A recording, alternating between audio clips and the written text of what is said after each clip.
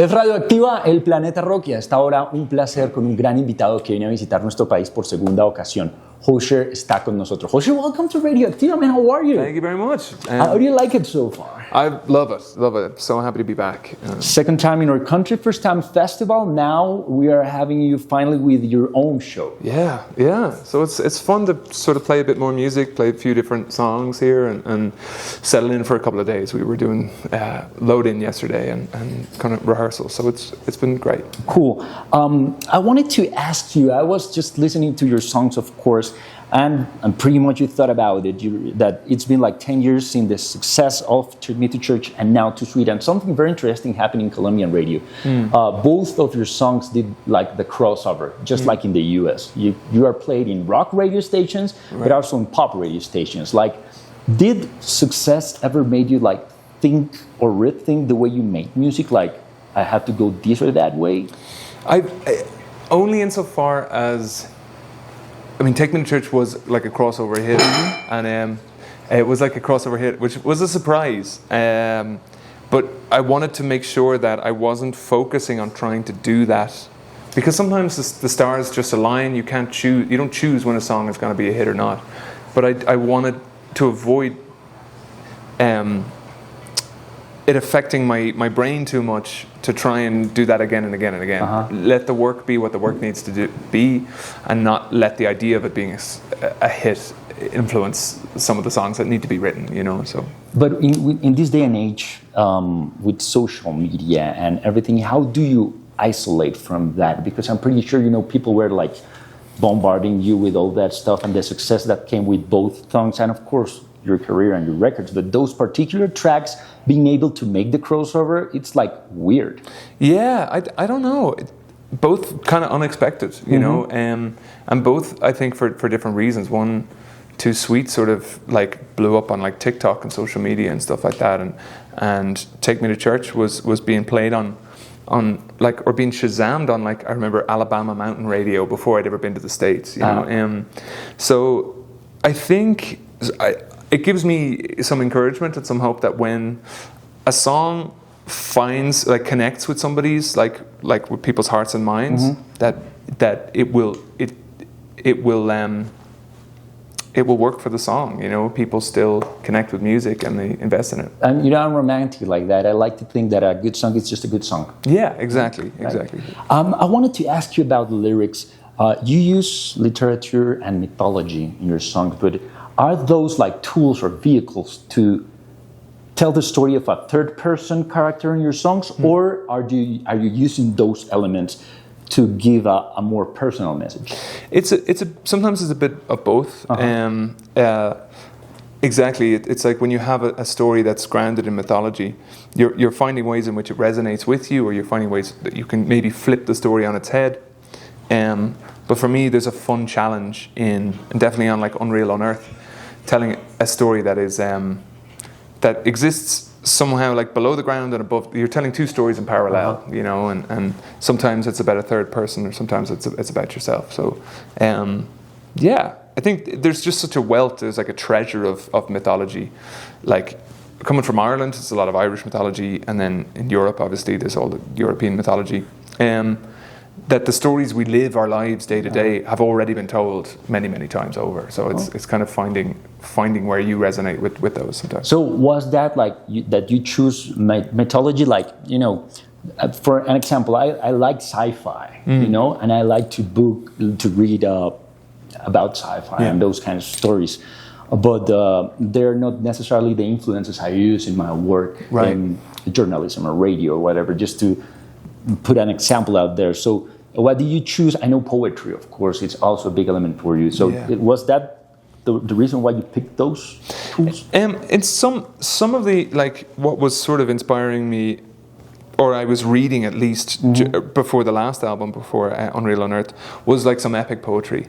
And I think some of the stuff that you'll find in that, and that you will find in sci-fi all the time, is that hero's journey, is that, you know, a person in these new circumstances thrust into some new space, this new time, and they have to travel through it, you know. And that story is again, it's told umpteen you know, times forever.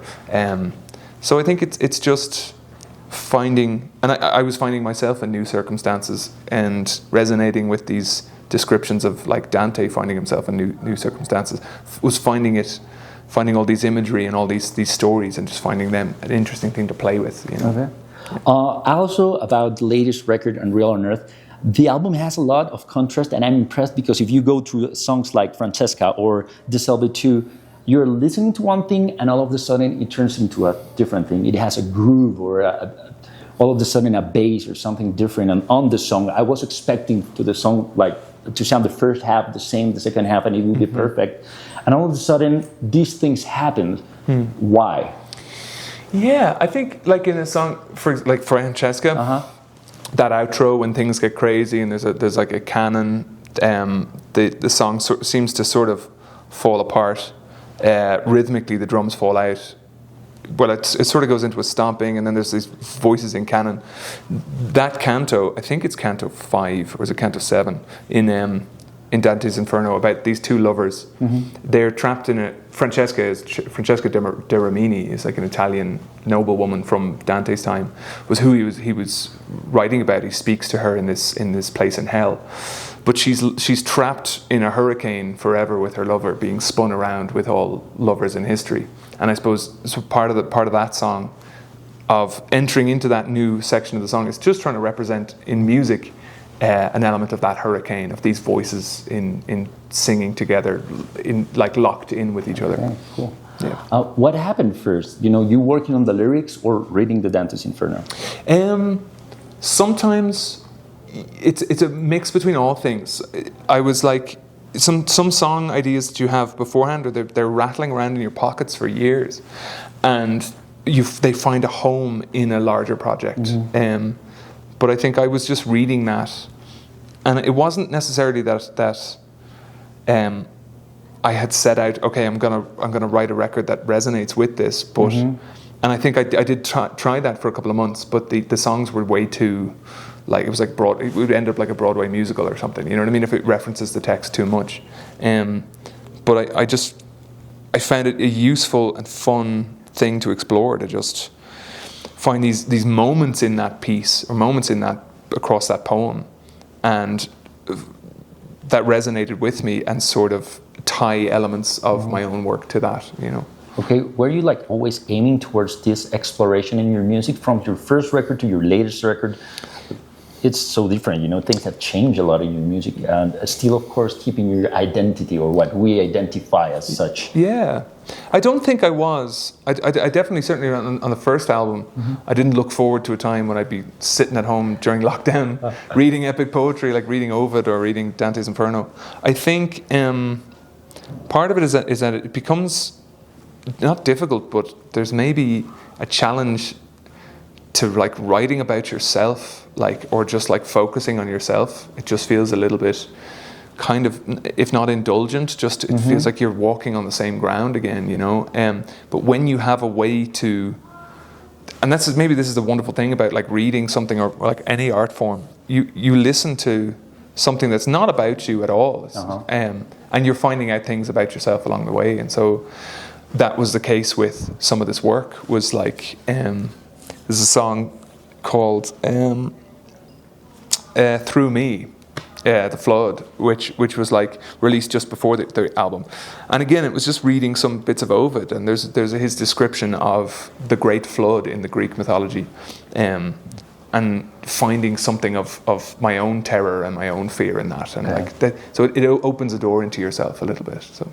Okay, given that characteristic in your lyrics, is it easy to connect to Latin American audiences? Because, you know, there's a complex thought there, mythology, poetry, and all that, Dante's Inferno, and singing this in, of course, English not being the native tongue of the countries you're visiting. Do you find it easy to connect and people to, you know, give their own impression of your music? This is a really complicated question, because it opens up a really, and I don't want to step on, I don't want to say this. I'd offer it maybe sensitively.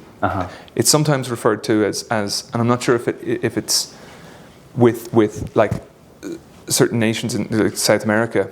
In Ireland, there's what could sometimes be referred to as like a double consciousness, where you hold you hold your own history, and you hold your own language, and how you interpret. Let's say in Ireland's case, there is the English language that's sort of planted upon the Irish language, or an indigenous language, and so you have an indigenous way of thinking that has to find itself in a new language, and so there's these legacies oftentimes of like imperialism and legacies of like colonialism, where you end up with these kind of two ways of seeing things, two ways of expressing. Two things somehow can be parallel to each other at the one time. So I'm not sure. I can't speak for that experience in South America, but I don't know if that's at play. But it's something I reflect upon a lot with regards to Irish art and Irish storytelling. No, sure. I was wondering, from the stage, you have a perception of people reacting to your songs and even trying to sing them. Those lyrics from all of the records, crawling out of the grave and all of that. So I was just wondering, because it gets more complex every time. It gets more rich. Right. Okay. What I do experience on stage is just, and again, this does maybe make me feel a little bit at home. It's just like a very, very warm, like an audience that's like nowhere else, really. It's just a lot of wonderful energy, positive energy, a lot of warmth, and a lot of enjoyment in a live setting like a gig as well too. So I'm not sure. I just feel lucky. I feel blessed that people are resonating with the work and are enjoying it. Yeah. Cool. I have to ask you, I guess it's worth asking, any Latin American literature or poetry? Oh, yeah. I mean, like, would Pablo Neruda be, yes. Certainly, like, I can't speak for the man himself. The work, like, that when I first discovered that was like ways of describing closeness and intimacy, which I had, which I had never kind of come across. So that's springs to mind for sure.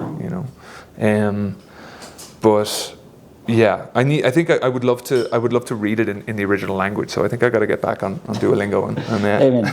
That would be cool. And I'm pretty sure if you get the time to explore or musical literature, you will find those stories, that sort of mythology, and of course Colombian.